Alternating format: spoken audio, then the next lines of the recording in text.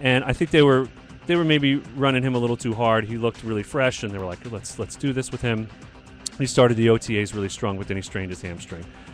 Arian Foster, who was the guy in the latter part of the season last year, we thought that he would probably be the guy who would start this year as the starting running back. Well, they're going to give him first crack as a starter in minicamp.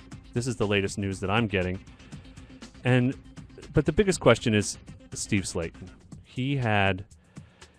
There was speculation about what's going to happen with him.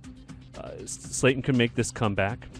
Ben Tate could take over as a rookie, as a lead back here in Houston. Arian Foster could parlay that strong finish as a starter last season to a feature role. Or we're going to have this Denver Broncos a la Shanahan committee approach. Ugh.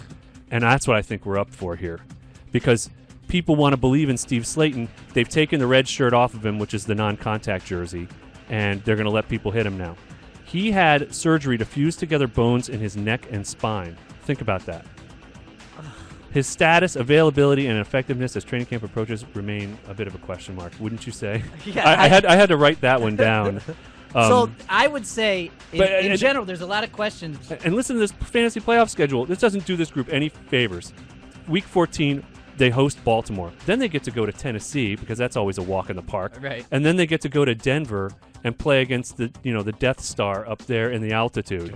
And so, this group with this committee approach, I have, This is where you would do it at the very, very end of the draft and just be like, all right, no one took that. I'll take that guy. I'll take Arian Foster I have him 16th, 17th round, but he's going to go up higher than that if he winds up rumored as the starting running Well, if back. there's more injuries about Slaton, then they're in big trouble. Yes. Ladies and gentlemen, we are going to go to break.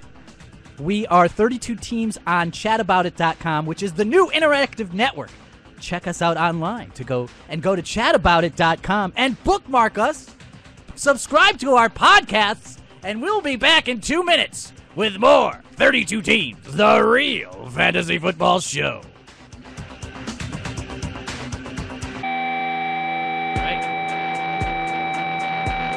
Garber. Yeah! Jimmy Garber. Get your cell phones up! Jimmy Garber! Rocking with us in June on 32 Teams, the real fantasy football show. No, this isn't Guitar Hero. This thing has strings and you stroke it, baby. Billy Squire, stroke! Ladies and gentlemen, Heath Keltz and I here hosting 32 Teams, the real fantasy football show. Subscribe to the podcast. What are you waiting for? If you want to win your league, you need to listen to us every Tuesday at 7 p.m. Also, get on 32 Teams on the Facebook page. We are looking for correspondents for every team to get us the nitty-gritty, the guts of every team, so we can get even more correct information for all those fans out there that play fantasy football. And speaking of fantasy football, Heath Keltz, the next team on our list as we dedicate this show to the running backs is the Indianapolis Colts. Well, it seems to me that most of the value of Indianapolis running backs goes like this. Peyton Manning throws the football all over the field, all of his fun receivers, and they're really great. And then sometimes they score, sometimes they don't, and they get down into the red zone, and they're down in the 5, and now all of a sudden they give the football to Joseph Addai, and he scores touchdowns. And then he becomes a top 10 fantasy back, and he has been for the past few years now, unless he gets injured. And he's going to cost you a 4th rounder this year because he's in a contract year.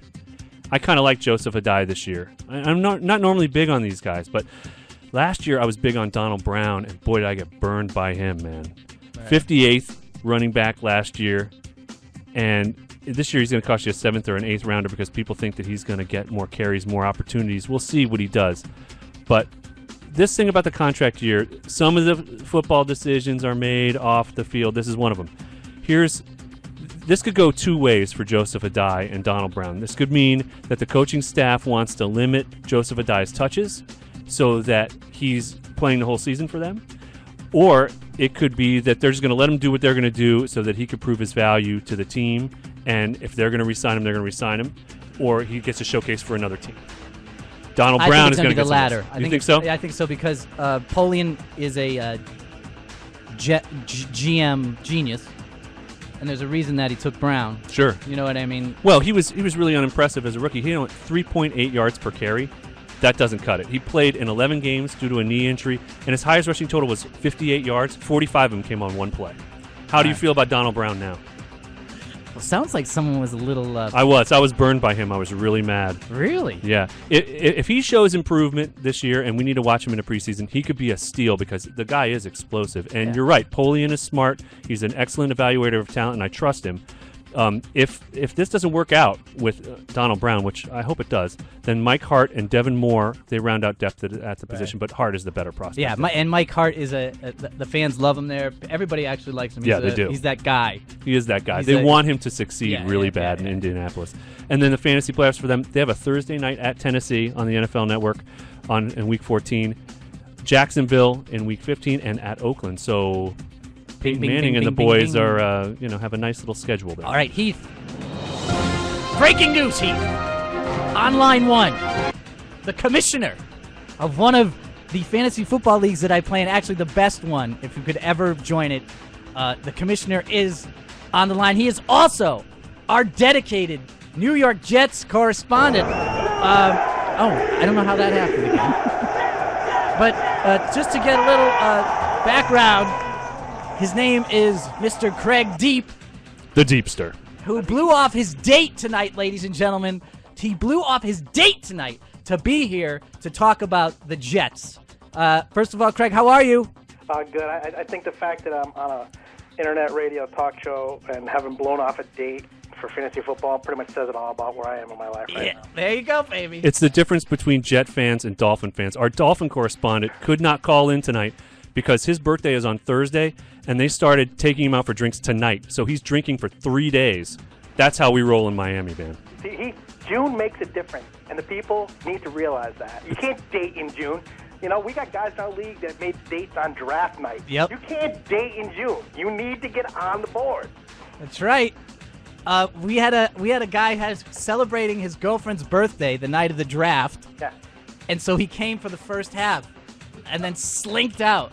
And here I am. I'm blowing off dates in June. In June, baby. Running backs. That's right. All right, so talk to us about what do you think this split is going to be like with Sean Green and LaDainian Tomlinson? How do you think that they're going to use these guys? I'm interested to hear what your opinion is. Well, I mean, last year, Thomas Jones had about 330 attempts, and Sean Green had about 100. He got off to a real slow start, though.